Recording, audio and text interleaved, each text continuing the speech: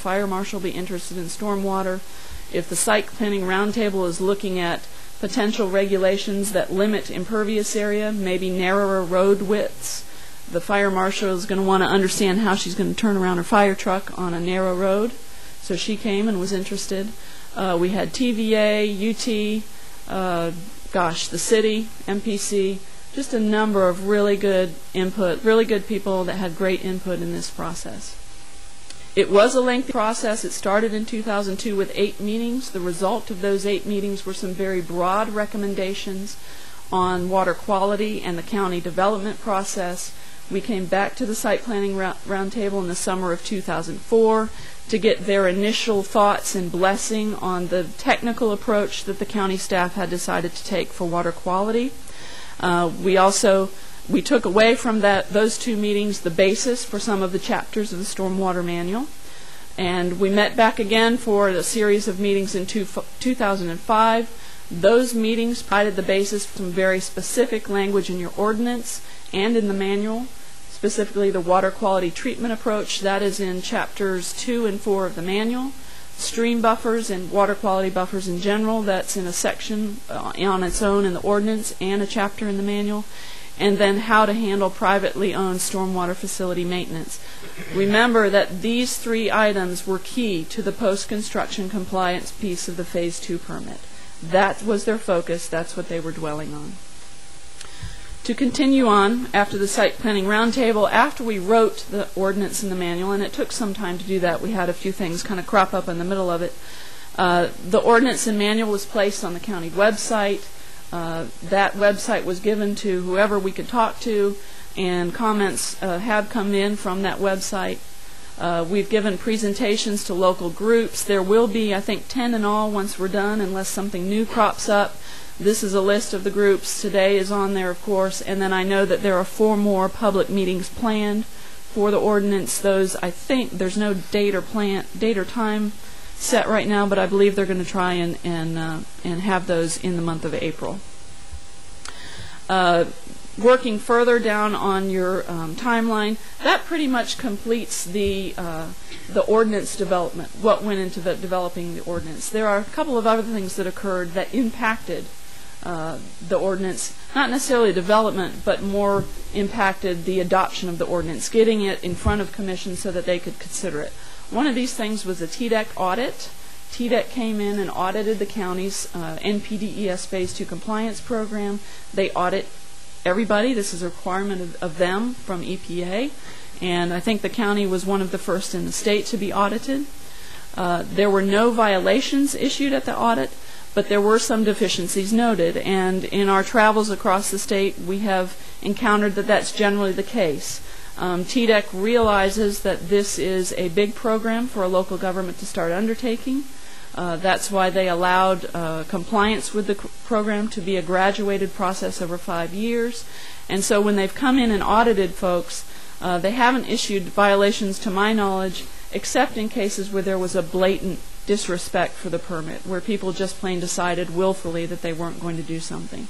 But just about every community that we've looked at has had some deficiencies, and they tend to be the same ones where there was maybe a gray area in the program or in the permit, and the local government just needs to step up to the plate. This was noted in Knox County's program and in their ordinance. The county had already anticipated some of the deficiencies, and the proposed ordinance already had corrected some of those deficiencies. So we didn't have to go back and change the ordinance as a result of the TDEC audit. We knew, the county knew that some of this was coming. Well, we had the TDEC audit, but the ordinance was still sitting in there, the manual was done, and we were waiting on the Urban Growth Plan Agreement review. And let me talk about that a little bit. That is the lowest gray timeline on your sheet there. If you'll recall, there is an Urban Growth Plan Agreement in place. It has a statement in there where the county standards must be, the county drainage standards must be as strict as the city drainage standards for basins that flow from the county to the city. When this first came up, as an interim measure, the county adopted a version of the city's ordinance. We had already written this proposed ordinance.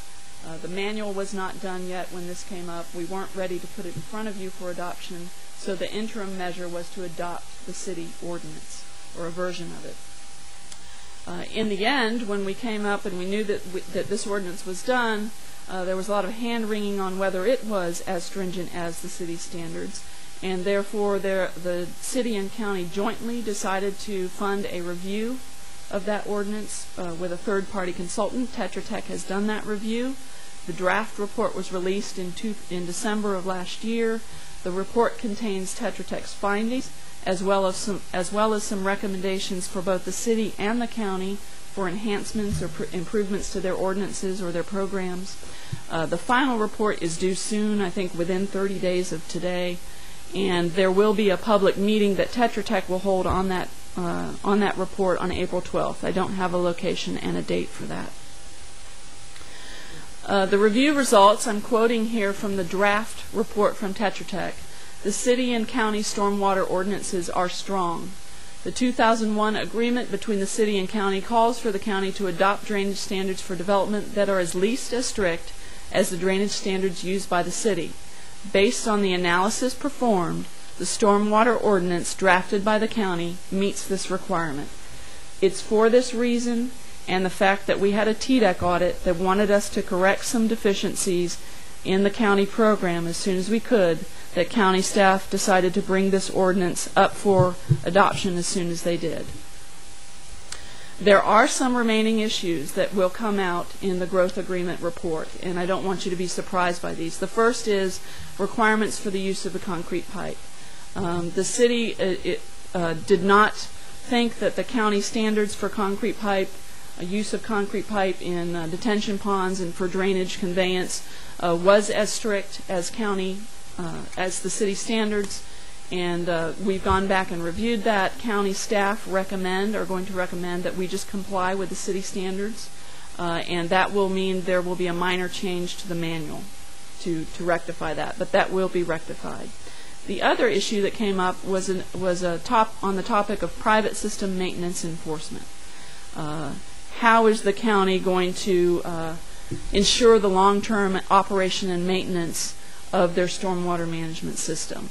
And what the report found was that the language that's in the ordinance and the language that's in the manual is sufficient. It's strong language and it is as strict as. But what they suggest is that potentially county resources to implement that language properly is not sufficient, and that they need strengthening to properly implement the ordinance. So again, we come to you with an ordinance that is as strict as the city standards, but you will see some recommendations on strengthening your program. All right, so moving on to the contents of the ordinance and the manual. And I'm going to cover the manual first. Go ahead, Doug. There's been some confusion about the stormwater manual. It is 2 volumes, and I've got the 2 volumes here. It is quite lengthy, but you've got a lot of new things to your program, and this manual is quite comprehensive. Volume 1 contains information on the development process, how to submit plans, how to work plans through the system, what an as-built certification might look like, who to go to for what question, what regulations are pertinent.